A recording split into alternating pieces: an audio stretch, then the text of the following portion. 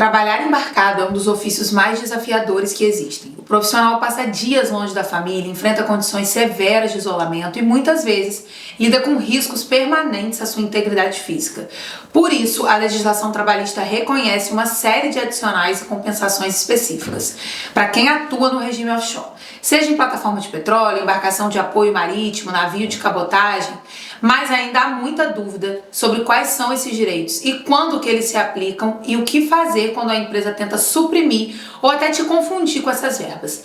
Nesse vídeo vamos entender quais são os principais adicionais dos trabalhadores embarcados, como funciona cada um e quais são os cuidados que o trabalhador e a empresa precisam ter. O primeiro ponto é compreender o regime especial de trabalho offshore. A CLT não trata de forma direta sobre os embarques, mas ao longo dos anos, a jurisprudência e os acordos coletivos das categorias marítimas consolidaram uma sistemática própria. Normalmente, o regime é de 14 por 14. 14 dias embarcado, seguido de 14 de descanso. Embora existam outras variações, como 15 por 15, 21 por 21. Durante o período embarcado, o trabalhador fica à disposição da empresa. São 24 horas por dia, sujeito a chamada, plantão, restrição de locomoção e, por isso, o conceito da jornada tradicional de 8 horas diárias não vai se aplicar da mesma forma. E a compensação é feita por um meio de folgas proporcionais e adicionais. Um dos adicionais mais conhecidos é o de periculosidade. Ele está previsto no artigo 193 da CLT e vai assegurar 30% sobre o salário base, sem contar gratificações e benefícios a todos que trabalham expostos a risco de inflamável, explosivo ou energia elétrica. Na plataforma de petróleo, por exemplo, todos os trabalhadores estão expostos a esses agentes, razão pelo qual o adicional de insalubridade é uma regra. E é importante, mesmo quem exerce funções administrativas, mas permanece trabalhando em área de risco, tem o direito ao adicional, conforme os precedentes do Tribunal Superior do Trabalho. Outro benefício é o adicional de confinamento. Diferente da periculosidade, ele não vai decorrer do risco físico, mas sim do isolamento social e da restrição de liberdade enquanto o trabalhador está embarcado. Embora ele não esteja previsto expressamente na lei, o adicional de confinamento costuma constar em acordos coletivos ou convenções firmadas entre os sindicatos e as empresas do setor marítimo e petrolífero. Esse adicional ele vai buscar compensar a ausência prolongada do convívio familiar e o confinamento em ambiente fechado.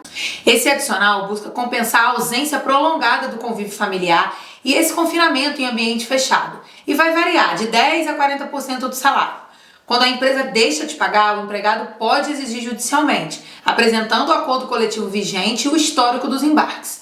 Também existe o adicional noturno, que é aplicável aos trabalhadores que desempenham atividades entre 22 e 5 horas da manhã. Então, se a sua escala é da noite, mesmo embarcado, você mantém o direito ao acréscimo de 20% sobre o valor da hora noturna. E aqui vale um ponto de atenção. Muitos empregadores alegam que, por estar embarcado, o trabalhador não teria esse horário noturno definido, mas a Justiça entende o contrário. Se existem registros de jornada em turnos, a hora noturna deve ser reconhecida e remunerada, inclusive com a redução ficta da hora, que passa a ser de 52 minutos e 30 segundos. Outro adicional que gera muita dúvida é o adicional de sobreaviso. Em plataformas e embarcações, é comum que o trabalhador permaneça de plantão, aguardando convocações para emergência. A jurisprudência reconhece que esse período, quando restringe a liberdade do empregado no seu momento de descanso, tem que ser remunerado. O adicional de sobreaviso costuma ser de 20% do valor do salário base. Agora, sobre as compensações específicas do regime 14 por 14, durante o descanso, o trabalhador embarcado não vai receber horas extras por aquele tempo que ele permaneceu na plataforma. Isso porque o sistema montou uma compensação. Se trabalha por 14 dias, descansa por 14. Porém, se a empresa convoca o trabalhador durante o período de descanso, ele tem direito à indenização da folga. Além disso, se ele permanece embarcado por mais de 14 dias, tem que receber a dobra, que são as horas extras trabalhadas nesses dias excedentes a 100%. Do ponto de vista jurídico, as discussões sobre adicionais de embarque são frequentes na Justiça do Trabalho. As empresas tentam compensar todos os valores sob o argumento de que o salário offshore já engloba os riscos e o confinamento. Mas a jurisprudência é firme. Adicionais possuem natureza autônoma e não podem ser embutidos de forma genérica no salário. Além disso, a supressão de adicionais é considerada alteração contratual lesiva do contrato de trabalho. Por isso, o trabalhador que perceber irregularidades nos pagamentos pode requerer a revisão contratual e o pagamento dessas diferenças salariais retroativas, respeitando sempre o prazo prescricional de 5 anos. Por fim, é importante lembrar que esses direitos não são compensações financeiras, são formas de reconhecer o desgaste físico e emocional do regime offshore. O embarcado vive longe da rotina comum, enfrenta risco de acidente, isolamento, jornadas extensas. Esses adicionais representam a valorização da dignidade e do esforço humano por trás de cada uma das atividades mais exigentes do mercado.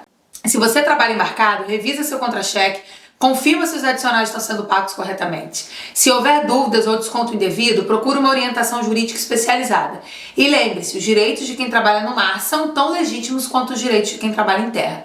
A diferença é que, no seu caso, valem ainda mais pela coragem de embarcar todos os dias para manter o país em movimento.